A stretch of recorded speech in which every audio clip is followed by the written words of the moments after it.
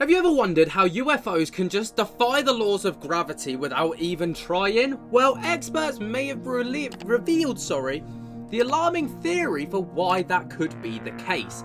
This does come from the Daily Fail online, so take what you read here with a pinch of salt, we'll just take it from there. But experts have theorized that the UFOs appear to defy the laws of physics, potentially thanks to anti-gravity machines, that as a result, humans look like we're moving in slow motion. Now that's one hell of a way to get us started, don't you think? Lou Elizondo, the former Pentagon insider who's been blowing the lid on the government UFO secrets, has made these shocking claims in his book Imminent: Inside the Pentagon's Hunt for UFOs. Obviously, he's been doing a huge media tour. Comes as no surprise that anything related to UFOs in the last 3 weeks has come from this guy's book.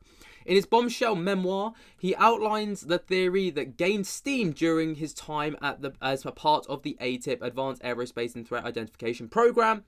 Group UFOs harness the anti-gravity to circumvent the laws of physics.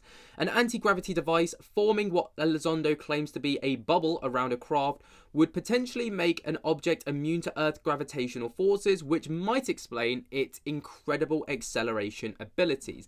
And without any gravity affecting the craft, there would also be no time dilation taking place, meaning that while time for everyone on Earth would be slowed down by the Earth's gravity, time for anything operating a craft would be considerably faster.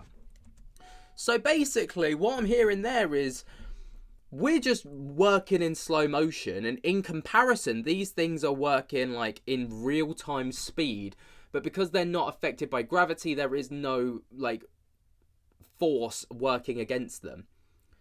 Which does just defy the laws of physics, which is blowing my tiny little brain, because everything that you learn in year 9 science is currently going out the window. This would mean that anything looking outside a craft would see an entirety of humanity moving at a fraction of their speed. Crazy stuff. Physicist Eric Lentz from the University of Göttingen has similarly proposed a mind-boggling theory that could explain how these otherworldly visitors traverse the vast distances of space. His research suggests a way to create the above-mentioned warp bubble that could allow a spacecraft to travel faster than light without breaking Einstein's cosmic speed limit, as reported by Physics World. This is crazy. A warp bubble travelling faster than light cannot be created from inside the bubble, as the leading edge of the bubble would be beyond the reach of the spaceship sitting at its centre, he said.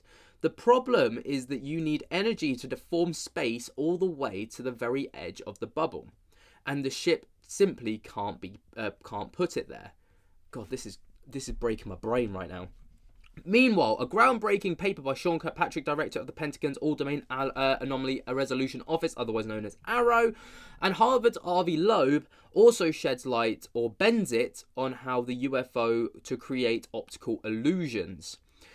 The paper states that these mysterious objects should create a bright optical fireball, ionization shell, and tail due to the friction with the air or water, as reported by Popular Mechanics. The friction of the UAP with the surrounding air or water is expected to generate a bright optical fireball, ionization shell, and tail, implying radio signatures, it wrote. On top of that, many of the observed UAPs show no signs of these telltale signatures. This could mean that UFOs could be nothing more than sensor-induced optical illusions. Wow.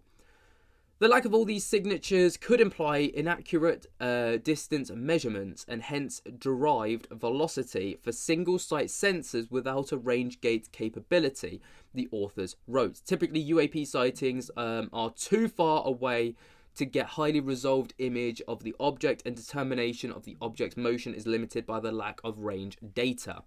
This is blowing my tiny little brain. However, Elizondo points out in his book that the optical illusion could be generated by the, quote, bubble. Citing the Doppler effect, if anyone doesn't know what the Doppler effect is, I highly recommend you go and research it. It's a very interesting thing. It's like a siren. You know when the siren comes towards you and it's really loud, and then you don't really hear it until it's until the siren's at you, and then as it disappears, like the sound just kind of like it goes up really quickly, and then it just kind of tails off like this slowly. That's the Doppler effect. The former intelligence officer said that the light moving in and out of the medium would skew based on object and moving away from you or toward you. Elizondo, risking his life, has alleged that the US military has been running a top-secret program to retrieve and reverse engineer alien craft for years. He even has claimed they've recovered non-human specimens. God. We're not alone, Elizondo told News Nation. We're not alone in this universe, and it is a simple fact. The US government has been aware of the fact for decades now. I think the American public just knew just how deep this lie went, that we would have very significant constitutional crisis on our hands. Oh my God. His book contains, among its many incredible revelations, details on a 2016 plan hatched by Elizondo and his military colleagues to catch a UFO in the ocean. Just casually go and catch it like it's a fish. The United States have been involved in the recovery of objects, Elizondo told the outlet, vehicles of unknown origin that are neither from our country or any other foreign country that we're aware of, but it's not just a conspiracy theories anymore. In August, Elizondo told reporters that he can confirm one of two vehicles of unknown origin recovered from the legendary Roswell UFO crash in 1947. Obviously, the other bombshell from that being that there was another craft that crashed at Roswell. The history books have told us that Roswell was one UFO crash that was allegedly recovered and then suddenly wasn't recovered, and they had no idea what anybody was possibly talking about. But then all of a sudden, we've got a second craft that managed to get away. More shocking still, Elizondo said, we as a nation have been interested in not only the vehicles themselves, but the occupants, which he called biological specimens. Isn't it interesting that no one ever refers to these things as aliens? David Grush referred to them as interdimensional beings. He also referred to them as obviously non-human intelligence. Lou Elizondo's never referred to them as aliens. But by definition, they are aliens. But these guys seem to obviously there's a good reason as to why they wouldn't just call them aliens. We obviously know more about them to just label them an alien. Anyway, Elizondo helped release 3 of the most infamous UFO videos in history after leaving his role in the US Department of Defense in late 2017. Elizondo first rose to national prominence in late 2017 in the pages of the New York Times, where he blew the whistle on the US military and intelligence community's pervasive mismanagement of excessive secrecy on the topic of UFOs. His public resignation on the opaque role within the Pentagon's UFO hunting portfolio, known as its Senate backers, the Advanced Aerospace Threat Identification Program, otherwise known as ATIP, brought fame and the lead role to the History Channel docu-series.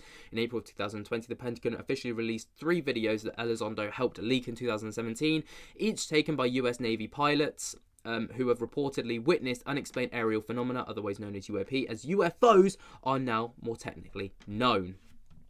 I mean, this article goes on for a very, very long time, but I think we've kind of covered the main basis of it, which was basically there might be an explanation as to why UFOs seem to just be able to move in an unhumanly manner.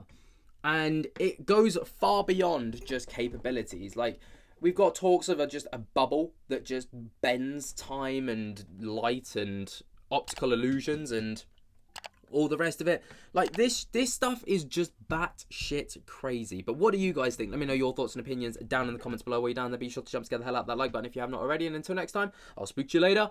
Peace.